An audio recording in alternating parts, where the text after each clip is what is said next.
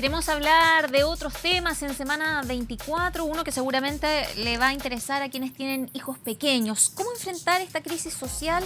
¿Cómo abordarla con los más chicos de la casa? Estamos para conversar de este tema con Susana Cabello. Ella es psicóloga de la clínica Somno, especialista precisamente en estos temas. Susana, muy buenos días. Muy buenos días, Andrea. Susana, bueno, ¿cómo abordar este tema con los niños? Explicarle lo que está ocurriendo en el país. O sea, seguramente hay niños que tienen ya edad como para entender lo que está ocurriendo, lo conversarán con compañeros de colegio, ¿no? Pero también estamos ante niños de muy corta edad que ya comienzan a entender el mundo y también se están dando cuenta de lo que están viviendo sus papás, sus familias, lo que está pasando en la calle. ¿Cómo abordar este tema con los niños? Perfecto.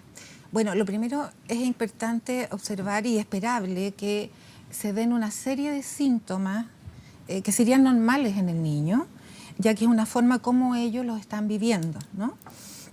Y por lo mismo es que estos van a ceder a lo largo del tiempo. Ahora, es importante también entender que las crisis sociales se gestan durante un largo periodo de tiempo, entonces su estallido suele producirse de manera inesperada y sorpresiva. Por lo tanto, va a romper abruptamente toda la vida cotidiana de nosotros, ¿verdad? Y eso implica una carga emocional importante, psicológica y negativa en los niños.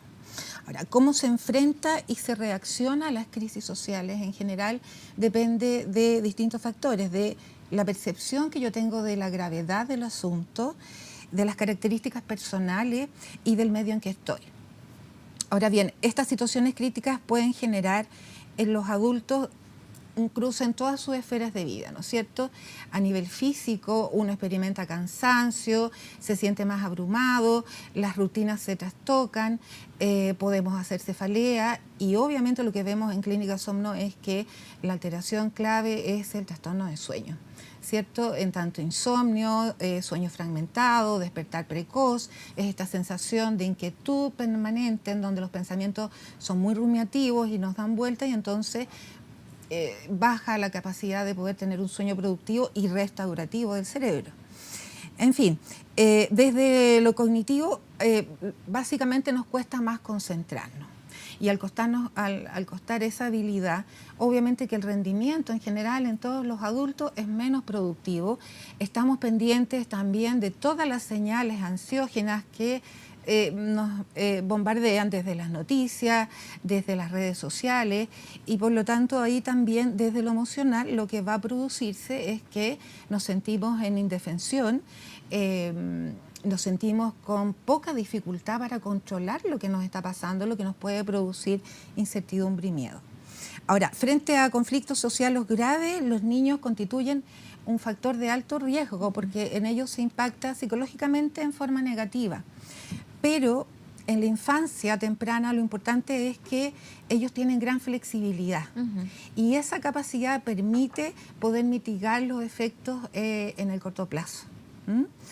Ahora, ¿cómo reaccionan los niños? La expresión de sus reacciones va a depender de la edad del niño, de su capacidad para entender y procesar lo que está ocurriendo, de su lenguaje, de sus habilidades socioemocionales y por lo tanto aquí el rol parental, la figura paterna es sumamente importante en tanto cómo yo doy contención a un niño, es decir, cómo me acerco, cómo entiendo sus señales, cómo logro interpretar y le permito expresar distintas manifestaciones de aquello que él está vivenciando a través del juego y para eso tengo que estar atento a sus señales. Hay niños que se ponen más sensibles, más llorones. Vamos a ver después, de acuerdo a cada etapa de desarrollo, cómo les afecta a cada uno. Sin embargo, es importante tener muy claro como adultos que también tenemos que mediar o dosificar la información que les damos. Porque por una parte, si les damos poca información, el niño se va a sentir preocupado, puede exagerar lo ocurrido o puede atribuirlo a otras causas. Y sin embargo, si le damos muchísima información, el niño se puede angustiar, el niño se puede preocupar y entonces podría manifestar síntomas importantes.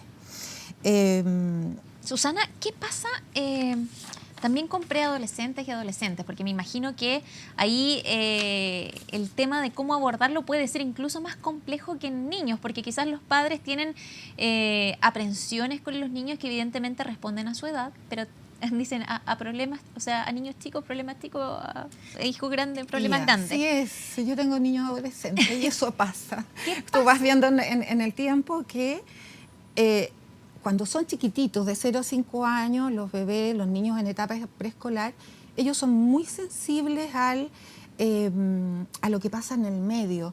Es decir, ellos van a sentir ruidos fuertes, sonidos, cosas atípicas que no eran esperables, pero ahí básicamente el adulto es el mediador, el contenedor, los niños se van a pegar más, van a ponerse más lloroncitos, más sensibles, y entonces la idea es dedicarles un poco más de tiempo y sobre todo en sueño, el poder establecer ciertas rutinas, de acompañarlo, de hacer una oración, de leer un cuento, de poder calmar. Básicamente la idea del adulto es segurizar en esa etapa. Empezamos a avanzar y entre 6 y 15 años en etapa escolar, si bien pueden no entender muy bien lo que les pasa, ellos saben que hay una percepción de amenaza, ¿ya? Para ellos y también para otras personas. Por lo tanto, se sugiere mucho el diálogo, el conversar de aquello de lo que está viviendo, de qué cosas están jugando y de permitirles expresar a través del juego, a través de la actividad gráfica, a través de compartir con otros compañeritos para poder detectar si hay síntomas que a nosotros nos puedan llamar la atención. Ahora, en esta etapa, como estamos en un pensamiento concreto, yo creo que lo importante aquí es que el adulto sea capaz de traducir y no solo de escribir las experiencias que van viviendo, porque es importante permitirle la elaboración de aquello que está ocurriendo. Es decir, yo puedo decirle como papá, entiendo que estés llorando, entiendo que te des susto, porque sentimos helicópteros cerca, por ejemplo, pero aquí estoy yo para estar cerca, para protegerte, para contenerte, para segurizarte. Susana, y volviendo al tema de los preadolescentes y adolescentes, Okay. porque el cerebro adolescente, y lo hemos hablado acá y con psiquiatras y todo, es un cerebro que se está transformando y tienen una mirada mucho más crítica, reacciones diferentes también a lo que está ocurriendo, y puede ser que en algunas familias un adolescente, un preadolescente diga voy a ir a manifestarme y la familia no tenga ningún problema y lo acompañe y todo, pero puede ser que en otra familia no tengan la misma reacción, ¿no? Que un papá no esté de acuerdo, por ejemplo, con la mirada que está teniendo su hijo respecto a lo que está sucediendo. Ahí pueden confrontarse ideas respecto de cómo se está abordando el conflicto social, porque ya el adolescente también es más permeable sobre todo lo que pasa en su entorno, con sus propios amigos, con sus compañeros, y esa visión no es necesariamente coincidente con la que tiene su familia. Y efectivamente, porque además en esta etapa los chiquillos tienen como referente fundamental los pares. O sea, los papás que hemos instaurado una moral, una formación que al principio es como heterónoma, en donde yo muestro lo que es importante, comienzan una cosa más autónoma. Los niños adolescentes se vuelven más críticos, les pasan cosas, a veces se retraen, se sienten más callados y no significa que no les pase nada, significa que están elaborando y ahí hay que tener cuidado, ¿cierto?, desde la angustia que les puede provocar estos temas.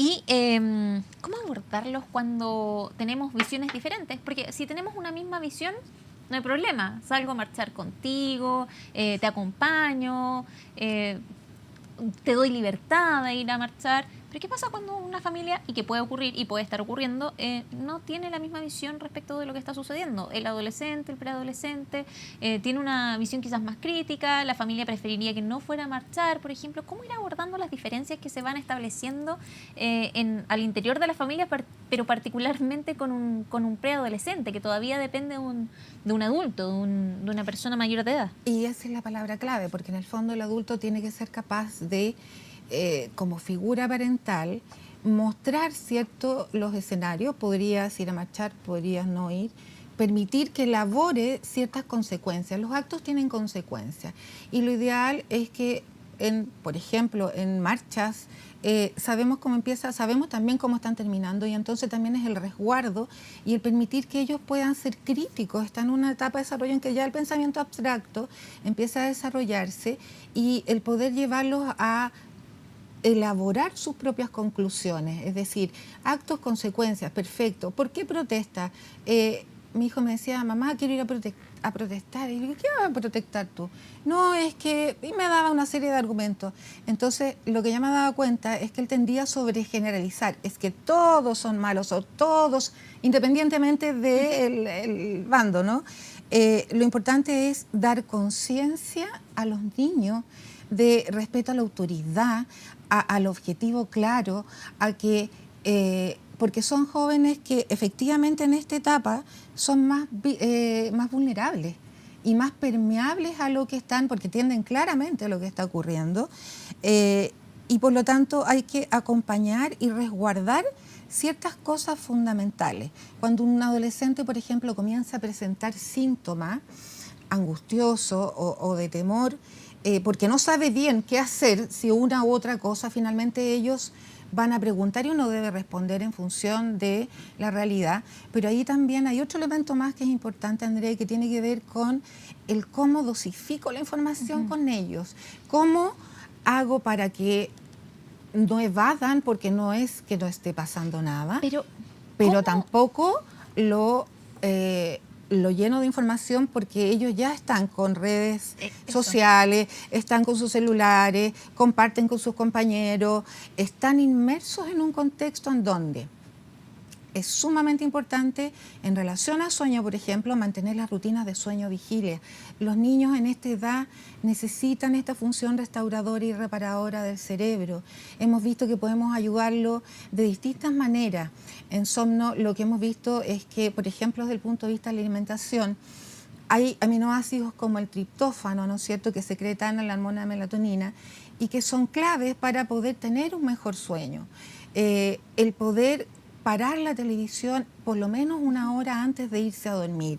Ojalá acompañarlos a dialogar ciertas cosas, y ahí hay una sugerencia que me pareció pertinente y que tiene que ver con el cómo me junto con mi adolescente o con mi preadolescente y le digo, a ver, me da la sensación de que puedes tener sustos, por ejemplo. ¿Qué te parece si revisamos juntos aquellas situaciones en las que tú has resuelto ciertos temores? Como por ejemplo, cuando aprendiste a nadar, cuando empezaste a andar en bicicleta, independiente del contexto del niño, cómo revisar eso para poder tener una serie de experiencias positivas y que le permitan ser más resiliente a la hora de enfrentar tanta presión, tanto estrés, tanta bombardeo de información. Susana, y eso es lo que pueden hacer padres con sus hijos. Pero ¿qué pasa con los padres también? Porque, o sea, y con todos en realidad. Con la forma en que nos estamos relacionando, con estos cambios que también vamos experimentando cada uno, algunos con más ansiedad, otros con problemas de sueño, otros con migrañas, con jaquecas. ¿Cómo hacer los adultos? Primero los padres, que tienen que además atender el tema con sus hijos, pero en general la población, porque yo creo que no sé si habrá alguien que no se vea tocado por todo lo que está sucediendo. O sea, no... Eso es muy difícil que no se vea afectado, porque, claro, como dijimos, estas crisis se gestan mucho tiempo, surgen de manera inesperada y los adultos nos vemos sobrepasados porque tenemos que abordar una rutina absolutamente distinta. Y obviamente que si hay cansancio, bajo rendimiento, primero reconocer qué me está pasando. Hoy día se utilizan muchas técnicas que tienen que ver con mindfulness, que es como lo que antiguamente era conciencia plena. Se trabaja con PNL, en la clínica además, por ejemplo, tenemos aplicación de neurofeedback, que es poder regular la actividad bioeléctrica del cerebro, observar cómo están el registro de actividad cerebral, y luego se comienza en un tratamiento en donde se puede lograr este exceso de activación de hiperalerta y de problemas de sueño en sesiones que duran una cantidad de periodo, pero también con estrategias específicas de rutina, de conversar. El diálogo entre nosotros los adultos es sumamente importante porque efectivamente a mí me pasan cosas, a todos nos pasan cosas. Nos movemos en contextos en donde aquellas cosas que aparentemente estaban normalizadas, hoy día no lo están. Por lo tanto, tengo que cambiar. Si voy al supermercado, tengo que ir más temprano. Si voy a ir a la calle, sé que no puedo ir hasta cierta hora. Y eso, en un sentido de pertenencia con pares, también a nosotros nos sirve.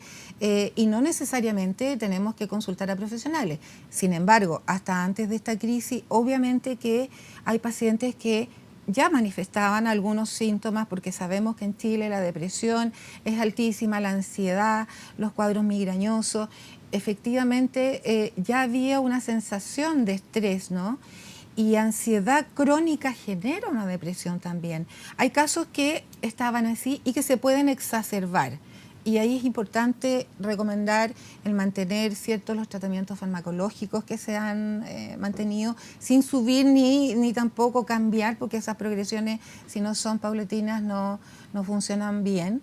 Pero tener la posibilidad también de nosotros mantener, a pesar de todas las dificultades que están ocurriendo, mantener una situación de calma, de conversación, de autocontención, de respiración, de etiquetar lo que a mí me pasa. O sea, yo a un niño le puedo decir, ¿qué te pasa? Y el niño puede no saberlo. Sin embargo, en un adulto uno debe ver, ¿qué me pasa? Y voy a mi sensación, voy a mi emoción, lo etiqueto, digo, me inquieto, me frustro, porque no puedo hacer ciertas cosas que antes podía hacer. El diálogo, la conversación, el abrazo, la cercanía. Cuando un adulto comienza en este proceso que ya lleva varias semanas, ¿no es cierto?, lo que empieza a hacer es claramente también aislarse.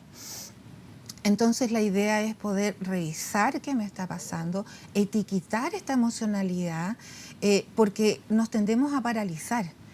O sea, uno ve un exceso de información y la verdad es que tú dices, ¿cómo integro esto? Imagínate cómo lo integra un niño, más difícil aún. Entonces, cuando yo lo reconozco, lo permito comunicar con un niño, siempre mediando, conteniendo, permitiendo situaciones de juego, de expresión, de contacto con otros niños, para poder buscar una manera más amable, más tranquila, con nuevas rutinas, por ejemplo, buscar una muralla protectora de factores positivos en rutinas, por ejemplo. Hoy día tenemos, como estamos todos más tempranos en casa también, la posibilidad de generar ciertos juegos, conversaciones con los niños, y los niños con animalitos, con cosas también, ellos demuestran claramente lo que están sintiendo. Es importante, sí, mirar que hay ciertos síntomas que se puedan escapar un poco, ¿no?, de todo esto que hemos conversado, que sí es esperable porque es la manera de cómo ellos lo interpretan.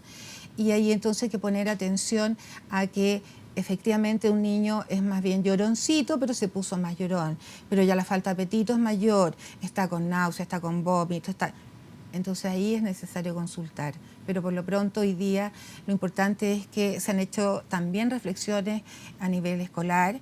Se ha tratado de volver de alguna manera a la rutina, y eso también en la normalidad a los niños, para los niños es muy importante, porque a ciertas edades, por ejemplo, en sueños se libera la hormona de crecimiento y a las 12 de la noche ellos tienen que estar como tabla durmiendo. Entonces, el poder aquietar, calmar, siendo nosotros la fuente que también refleja lo que sentimos, que no hay que comprimirlo, hay que poder elaborarlo a la luz de la edad del niño y de las características personales que ellos tengan. Susana, hay un tema que en algunos aspectos es más que evidente, que tiene que ver con la violencia, pero también pasa que estamos todos más reactivos a lo que está ocurriendo. A veces podemos estar sosteniendo un diálogo, una conversación, y esa conversación se puede transformar en un episodio de violencia verbal en la calle, en redes sociales. ¿Cómo observamos nuestra violencia? ¿Cómo hacer con nuestra violencia, con nuestras reacciones que quizás son atípicas, ¿no? ¿Cómo ir controlando los episodios de violencia? Evidentemente no los que son más obvios, más evidentes, sino los que de pronto nosotros vemos en nosotros mismos, en nuestra comunidad, en nuestro espacio, en nuestra forma de comunicarnos, y de nuevo vuelvo a redes sociales, a la forma en que dialogamos en la calle, porque es cierto, hay mucho más diálogo, hay muchas personas también que llegan a un lugar pidiendo que todo se contenga y sin embargo hay reacciones violentas hacia esa persona también. ¿Cómo vamos enfrentando estos episodios cotidianos de violencia que de pronto tienen que ver también con esta reactividad a la que estamos o en la que estamos? Bueno, efectivamente, y como tú bien dices, estamos inmersos en una situación de mayor activación y reactividad a lo que el otro me dice, a cómo me lo dice, a qué es lo que estoy haciendo yo.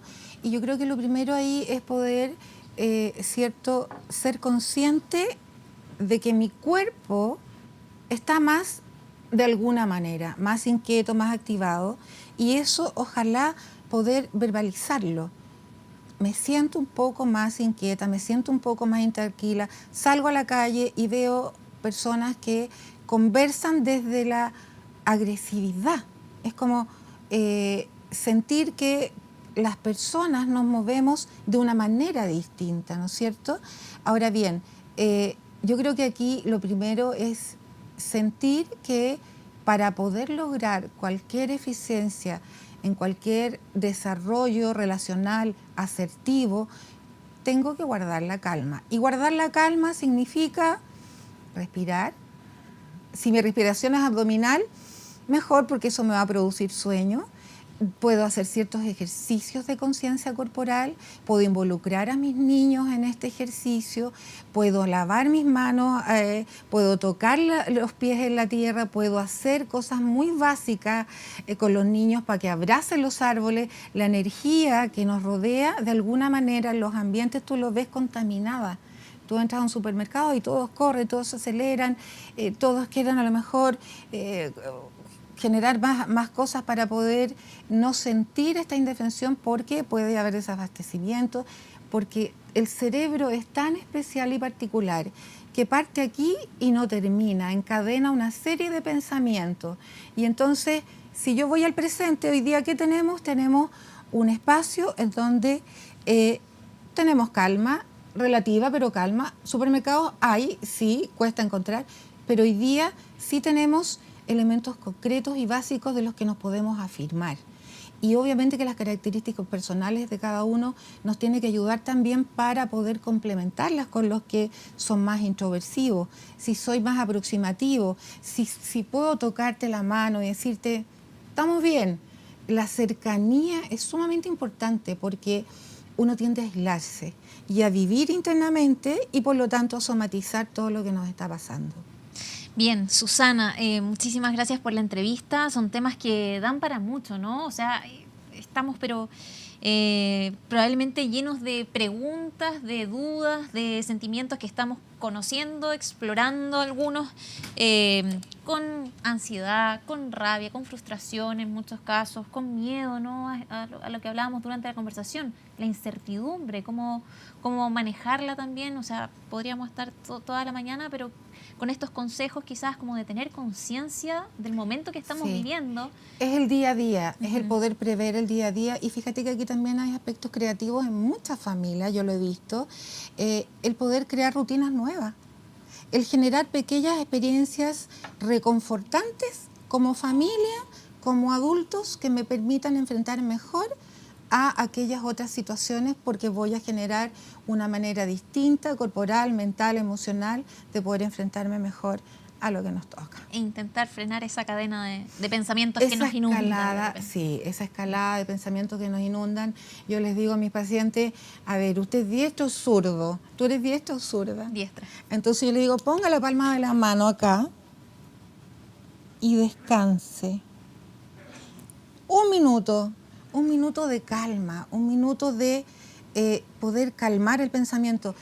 Si tú colocas una velita y la prendes, la puedes hacer con tus niños, y observas aquella vela, la vela tiene como un poder casi hipnótico porque sube y baja. El exterior se va y yo me concentro en aquello. Me voy a acostar y pongo la imagen de la vela en mi conciencia. Claramente voy a poder dormir mejor. Ahora, nada de esto funciona tan bien si es que no hay una habituación. En sueño es fundamental, ¿cierto?, poder mantener rutinas de habituación en higiene de sueño, en calma y en técnicas que nos permitan poder sentirnos más aliviados. Susana, muchísimas gracias por ¿De estar qué, acá, por Andrea? contarnos cómo podemos hacer, ¿no? Cómo enfrentar de pronto esta situación con pequeños cambios, con parar un poco este nivel de estrés al que estamos sometidos todos con esta situación. Muchísimas gracias, Susana. Gracias a ti, Andrea. Que esté muy bien.